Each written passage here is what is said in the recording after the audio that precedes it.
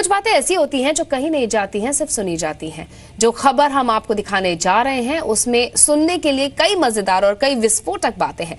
बुधवार को लोकसभा में राहुल गांधी अपने विरोधियों पर खूब बरसे थे। गुरुवार को यानी कि कल नंबर था पीएम मोदी का। मोदी बोले और ऐसा बोले कि उनकी जो बात है वो तीर की तरह सीधे राहुल गांधी और सोनिया गांधी को चुभ गई।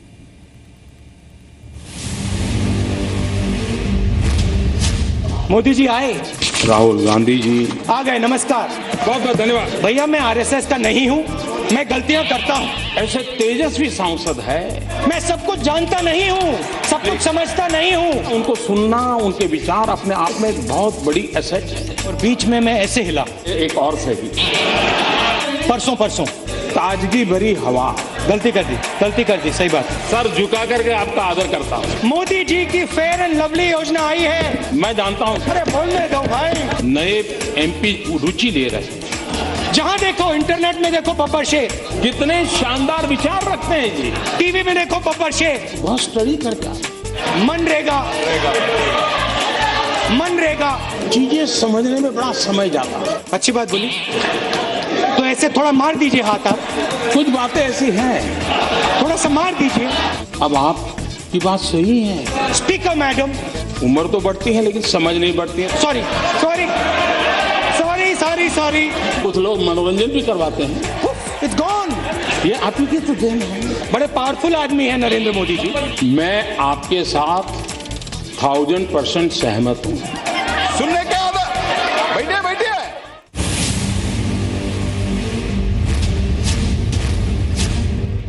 जेएनयू में कन्हैया खड़ा होता है, 20 मिनट का भाषण देता है। मैंने भाषण सुना। 20 मिनट में उसने हिंदुस्तान के खिलाफ एक शब्द नहीं कहा। उसको आप अरेस्ट करते हो। सार्वजनिक जीवन में हम सब लोग आंसरेबल हैं। कोई भी व्यक्ति हमें सवाल पूछ सकता है, पूछने का उसका हक है। लेकिन कुछ है जो जवाबदेह नहीं है, नहीं कोई उनको पूछने की हिम्मत करता है, नहीं उनको कुछ कहने की किसी की ताकत है। मैं घटना का सिर्फ जिक्र करना चाहता हूं, अर्थ आप लोग लगाइए। रशिया के राष्ट्र प्रमुख श्रीमान खुर्शचेव जब स्टालिन की मृत्यु हो गई, वो उनके साथी थे, तो स्टालिन की मृत्यु के बाद ये जहां जाते थे खुर्शचेव स्टालिन की बड़ी आलोचना करते थे। तो एक बार एक सभागृह में खुर्शचेव अपनी बात बता रहे थे और स्टालिन को उन्होंने जम करके अपना ही पूर्व के नेता को उनकी मृत्यु के बाद बहुत कोसा। एक नौजवान खड़ा हो गया पीछे से, उसने कहा मिस्टर खुर्शचेव, मैं आपसे सवाल पूछना चाहता हूं। बोले, आप स्टालिन को इतनी गालियां दे रहे हो, इतना बदनाम कर रहे हो, उसके विरुद्ध जब वो जिंदा थे आप उनके साथ काम करते थे, तब आपने क्या किया? और कुछ पल के बाद खुर्शचेव ने कहा, जिसने सवाल खड़ा किया है वो जरा खड़े हो जाओ। वो खड़े हो गए। उन्होंने कहा, तुम्हें जवाब मिल गया? तुम जो आज कर पा रहे हो, स्टालिन के जमाने में मैं चाहता था लेकिन नहीं कर पाता था। और इसलिए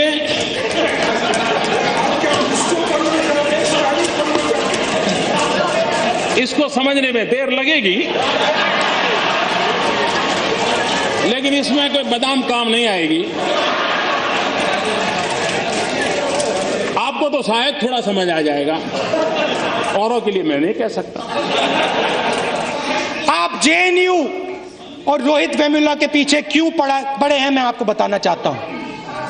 क्योंकि वो गरीब है, क्योंकि वो कमजोर है, क्योंकि वो दलित है, क्योंकि वो आदिवासी है। और आप चाहते हो कि हिंदुस्तान में गरीब वर्ग, आदिवासी वर्ग आगे ना बढ़े, पीछे का पीछा रहे। ये बात सही है कि आप बड़े सीना तान करके कह सकते हो कि मोदी जी चुनाव में भाषण करना अलग चीज है। तुम कहते हो गरीबी हटाओगे, लेकिन तुम्हें मालूम नहीं हम कौन है। अरे हमने गरीबी की जड़ें इतनी जमा दी है, इतनी जमा दी है। मोदी तुम उखड़ जाओगे, लेकिन इसे उखाड़ नहीं पाओगे। इस बात का कोई इनकार नहीं करेगा कि इस देश के 60 साल के कार्यकाल में अगर हम गरीबों का भला कर पाए होते तो आज मेरे देश के गरीबों को मिट्टी उठाने के लिए, गड्ढा खोदने के लिए मजबूर नहीं होना पड़ा। He told the Congress president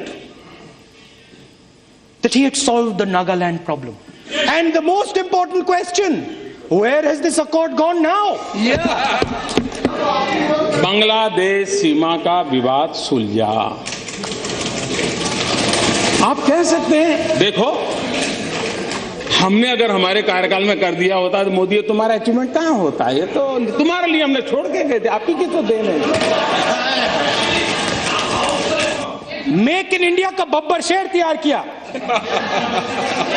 काले रंग का बब्बर शेर, उसके अंदर देखो तो घड़ी जैसा चलता है वो।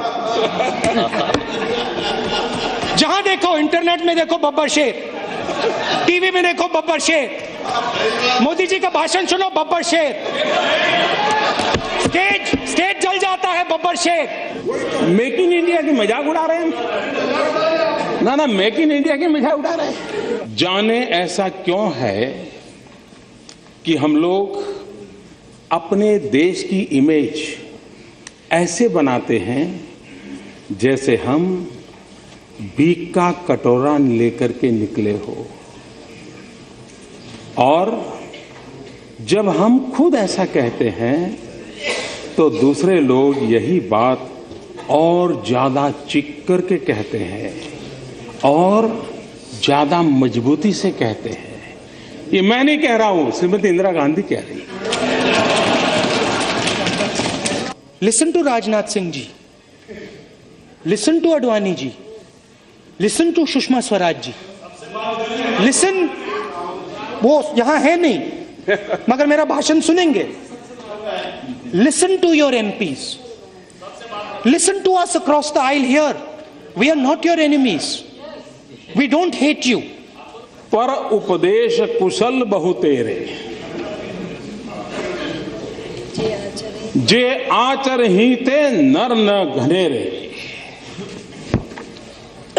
दूसरों को उपदेश देने की कुशलता वाले तो बहुत सारे लोग हैं, परंतु जो खुद वैसा आचरण करे वैसे लोगों की संख्या बहुत कम है। उपदेश सुनता रहा हूं, सलाह सुनता रहा हूं, आलोचना झेलता रहा हूं, आलोचना से ज्यादा आरोप सह रहा हूं, ये सब चल रहा है। और मुझे क्या हुआ है कि 14 साल के काम काफी कुछ मैं इससे जीना सीख चुका हूं, इससे जीना सीख चुका हूं। हमारे देश के सम्मानीय प्रधानमंत्री डॉक्टर मनमोहन सिंह जी अमेरिका में थे। अमेरिका के राष्ट्रपति के साथ उनका बायलैटरल टॉक होना था। देश के सम्मानीय नेता थे।